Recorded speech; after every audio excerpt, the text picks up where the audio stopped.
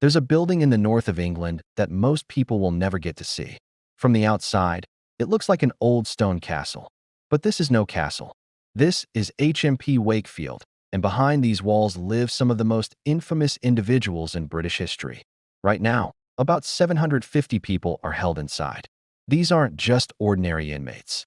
This is where Britain sends those convicted of the most serious crimes, people the courts have decided are the highest risk to public safety. Imagine waking up every day knowing you will never leave. This is their reality. Today, we're going to take you inside to understand how this place operates. So if you're interested in stories about the justice system, hit that subscribe button, because what you're about to learn, most people never get to know. Wakefield Prison was built way back in 1594. For centuries, it held regular criminals. But in the 1960s, Britain had a problem. They needed a place for individuals who required the absolute highest level of security. So Wakefield became a Category A prison, the highest security level in the UK. Walk through the gates, and you're met with tall walls, security fencing, and cameras watching every corner. The hallways echo with footsteps, and somewhere in those corridors are people whose cases made national headlines. People like Harold Shipman, a doctor convicted of taking the lives of over 200 of his patients. He arrived at Wakefield in 2004, but didn't last long. One morning, officers found him deceased in his cell. Then there's Robert Maudsley, sometimes called Britain's most dangerous prisoner. He was convicted of taking 4 lives, 3 of them while he was already behind bars. Now, Maudsley lives in a special glass containment unit in the basement of Wakefield. He spends 23 hours a day in there, alone. He hasn't had normal social interaction in over 40 years. What does a day look like inside Britain's most secure prison? It starts around 7:30 a.m. when cell doors unlock. The cells are tiny, about 12 feet by 8 feet. Recent reports say some prisoners only get 4 or 5 hours outside their cells. The rest of the time, locked away. With their free time, they might go to the exercise yard, the gym, or attend classes. Some have jobs, like working in the kitchen or cleaning hallways, for a few pounds a week. But here's the thing about Wakefield. Trust is impossible. Everyone knows what everyone else was convicted of.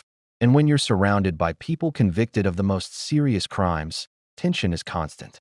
In 2022, inspectors found that violence had increased by 62%. Serious assaults were up 72%. Why? Part of it is overcrowding and the reality of long sentences with no hope of release. But there's also a grim social hierarchy. In prison culture, harming children is seen as the worst possible offense. This is what happened to Ian Watkins, the former rock star. Other inmates knew about his crimes. In 2024, another prisoner attacked him, and he died from his injuries. Even in a prison full of serious offenders, some crimes create extreme tension. And this brings us back to Robert Maudsley. Born in 1953, he had a difficult childhood. After his first offense, he was sent to a psychiatric hospital. But more incidents followed, including 2 deaths on the same day inside Wakefield in 1978. After that, authorities decided he needed to be permanently separated. So they built him his special unit. He's been living in extreme isolation since 1983, over 4 decades. Some argue this raises serious human rights questions. Others say the system had no choice. What do you think? Let us know in the comments. Most of the men here are serving whole life orders, meaning they will die in prison. Wakefield isn't just a building. It's a place where the stories of the UK's most serious crimes come to an end, behind stone walls and locked doors, far from the world most of us will ever know. What does it feel like to know you'll never be free? For some prisoners, hope simply dies. They stop caring. Days blur into a monotonous cycle, staring at walls, eating, sleeping, and just waiting for time to pass. Others fight back against the void. They take classes, find work, exercise, anything to create a routine. Because in a place like this, routine is structure, and structure is survival. But for many, the mental toll is devastating. Depression, anxiety, and PTSD are rampant inside Wakefield. The psychological pressure can be so intense that some people completely break from reality.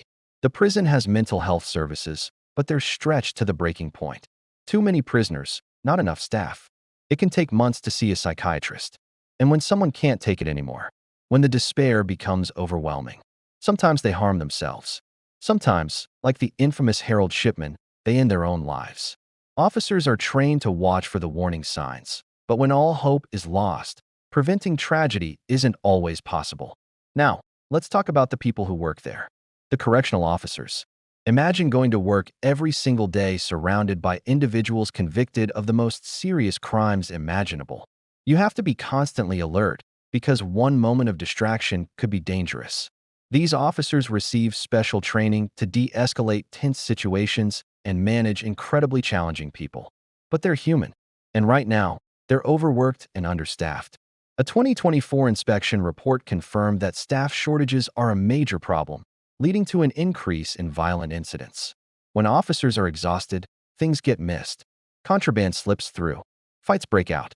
It's a high-stress, high-risk job. Assaults on staff have been rising, and some officers have had to leave. But many stay. They stay because they believe in the mission to keep the public safe by securely and humanely managing these individuals. Even the most mundane parts of life are different here. Meals are served 3 times a day.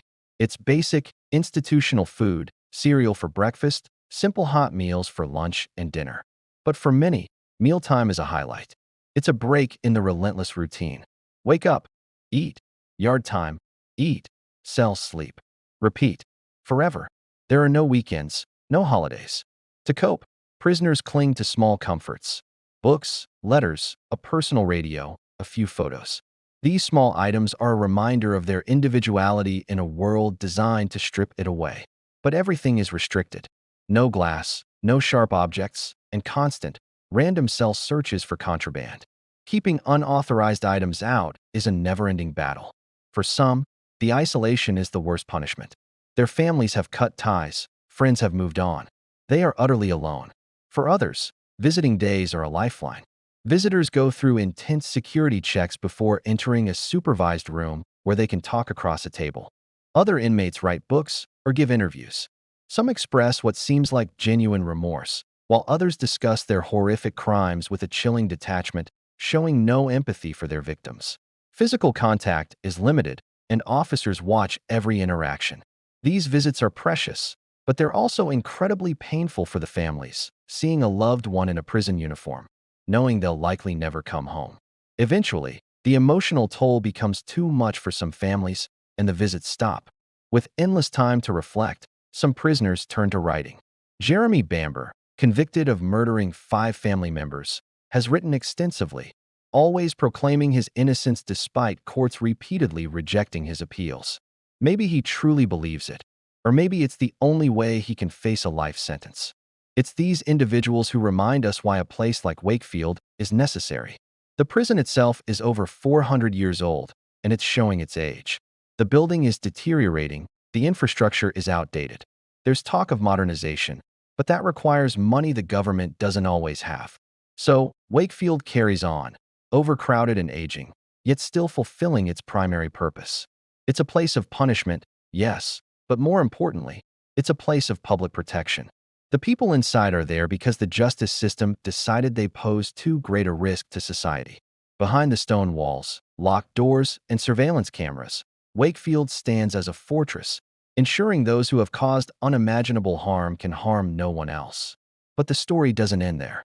Beyond the famous names and the official reports lies the daily reality, the small moments of humanity, and the raw, unfiltered truth of life inside. Let's talk about what happens at HMP Wakefield when the lights go out.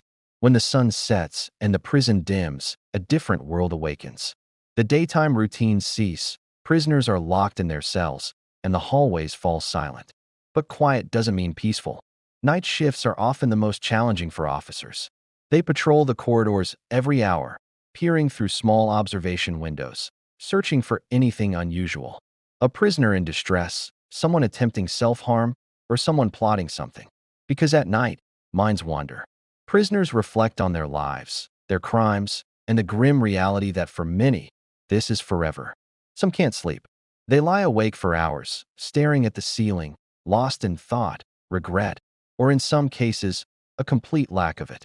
Others are plagued by nightmares, their screams echoing through the halls. And some use the cover of darkness for other activities. This is when they work on their appeals, poring over legal documents by the dim glow of a cell light. It's a way to keep hope alive, no matter how slim. Jeremy Bamber, for example, has spent decades doing just this, dissecting his case, searching for any inconsistency that might grant him a second chance. Night is also prime time for contraband. When the prison is quieter and fewer officers are on patrol, inmates find ingenious ways to communicate and pass items between cells, using everything from notes slid under doors to strings made from bedsheets. It's a constant chess match between the prisoners and the staff. But it's not all darkness and despair. Believe it or not, even in a maximum security prison like Wakefield, there's a school. Why? Because education has been proven to reduce problems inside prisons. It gives inmates something constructive to do and, for some, a sense of accomplishment they've never known. Many men here never finish school and can barely read or write. There is something strangely moving about watching a 50-year-old man sound out words in a children's book for the first time. The prison offers everything from basic literacy to university-level courses. There are also workshops for carpentry and art classes, providing therapeutic outlets and practical skills. Does it make these men less dangerous? That's debatable, but it does make the prison safer and gives their confined lives a sliver of meaning.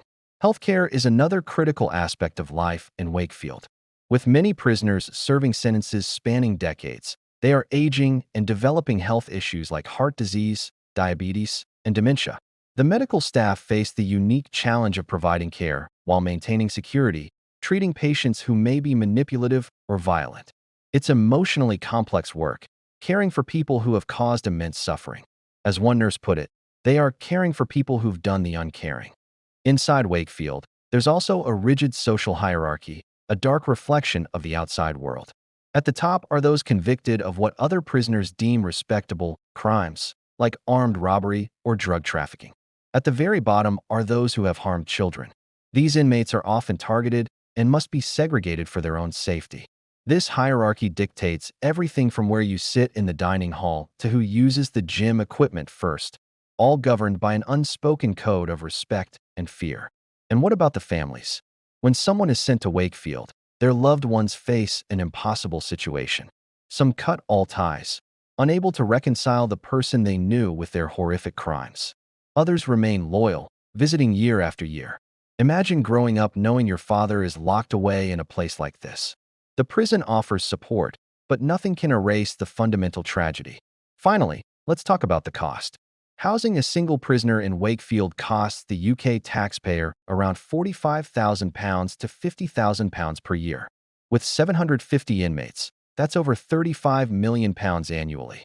Over a 50-year sentence, one prisoner can cost over £2 million. It's a staggering sum, funding everything from the high-tech security and officer salaries to the healthcare and education programs we've discussed. It's the price of keeping society safe from its most dangerous individuals, a price paid year after year, long after the courtroom doors have closed.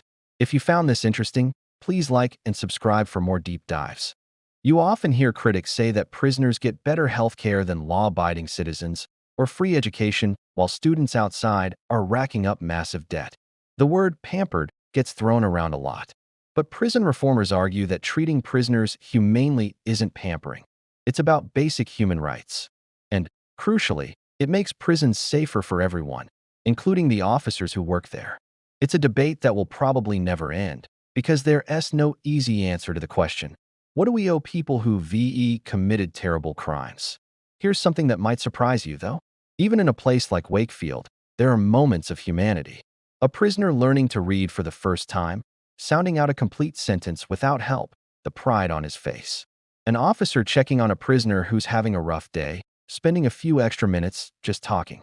A prisoner creating a piece of art and donating it to charity, trying to contribute something positive. A family visit where a father sees his grandchild for the first time, even across a table with officers watching. These moments don't erase the crimes. They don't make anything okay. But they remind us that even in the darkest places, humans are still humans.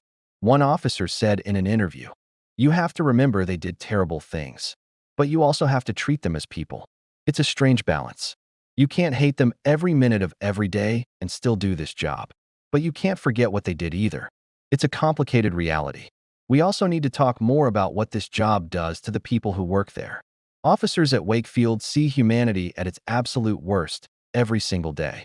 They manage people who have done unspeakable things and hear stories that would give most of us nightmares. And they have to take that home with them.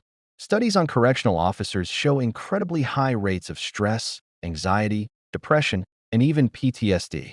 The psychological toll is immense. Many officers develop what's called compassion fatigue.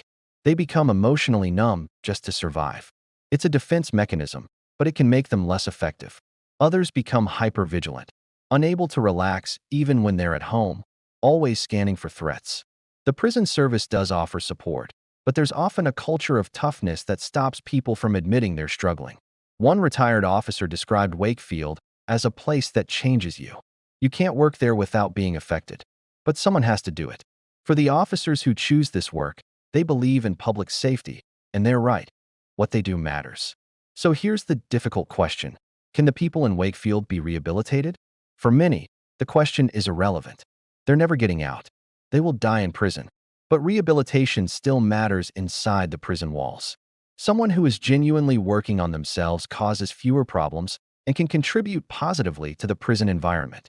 So Wakefield offers programs, therapy, counseling, courses that address violent behavior. Some prisoners engage seriously. They do the work. Others just go through the motions. And some refuse entirely. Therapists there face unique challenges. How do you rehabilitate someone who fundamentally lacks empathy and guilt? Someone who might fit the profile of a psychopath? You can't always. So for many, the focus shifts from a cure to simply management. Keep them contained, keep them occupied, and reduce the harm they can cause. If some of them genuinely change, that's a bonus, but it's not the primary goal. The primary goal is keeping society safe. For most prisoners in Wakefield, there is no after.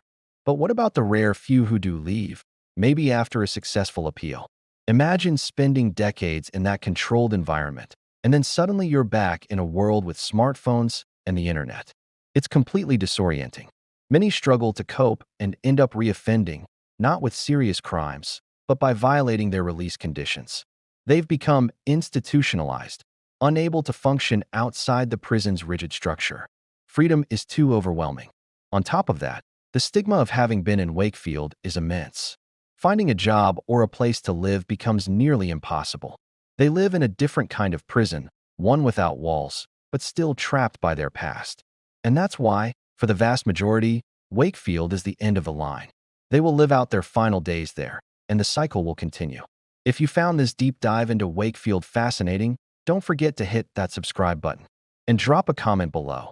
Do you think the cost of keeping someone in maximum security for life is justified? We hear Wakefield, and we think, good, they're locked away. We feel safer, justice seems served, and then we move on. It's easier that way, right? We don't really want to imagine the daily reality inside those walls. The media loves to show us the most notorious prisoners, the most dramatic escape attempts, the most shocking stories. It's our imperfect solution to an impossible problem. But that's not the whole picture. The real story of Wakefield, for the hundreds of men inside, is the crushing monotony. Wake up, eat, exercise, maybe a class, work, eat, sleep, repeat, day after day, year after year, until the end of your life. It's the slow, endless passage of time that defines this place. Every person inside Wakefield left victims behind, families destroyed, communities traumatized. For some victims, knowing the perpetrator is locked away forever brings a sense of closure. For others, no punishment will ever feel like enough. There's no right way to process that kind of pain, and organizations across the UK work tirelessly to support those who have been harmed. The prison itself is a symbol of a difficult societal question. What do we do with people who commit the most terrible crimes? We want them contained, but we also grapple with what it means to be a humane society. Calls for reform and modern facilities often clash with public opinion. Why spend money on them? Is a common reaction. So, Wakefield remains aging, overcrowded, and a stark reflection of our complicated feelings about justice and punishment. Technology has become a new battleground inside. The prison service is in a constant war against smuggled mobile phones, using signal jammers and even specially trained dogs. At the same time, technology like video calling is connecting prisoners to their families in new ways, though it can feel distant and impersonal. It's a trade-off between security and humanity, control, and connection. But what truly hits home are the small, private moments of human tragedy. A prisoner learning a parent has died, knowing they can never say goodbye. An officer reading a letter from a child asking when their dad is coming home, knowing the answer is never. These are the quiet heartbreaks that play out every single day. When a prisoner's life ends inside Wakefield, their cell is cleared out, their name is added to a grim archive, and another person moves in. The cycle continues. These were all people who once had a future, who made terrible choices that led them down a path with no return. So why does Wakefield exist? Because it has to. It's about managing danger and containing those who can't be safely released. The officers and staff who work there do a difficult, necessary job, trying to balance punishment with humane treatment. Wakefield forces us to ask uncomfortable questions. How do we balance the rights of victims with the humanity of prisoners? What is the true cost of public safety? Can people truly change? And does it matter if they're never getting out? There are no easy answers. Tonight, as you go about your life, remember that behind those walls in West Yorkshire, hundreds of lives are unfolding in a world most of us will never see. It's not a simple story of good versus evil. It's a complex, messy, and essential part of our society. If you found this interesting, consider subscribing for more deep dives.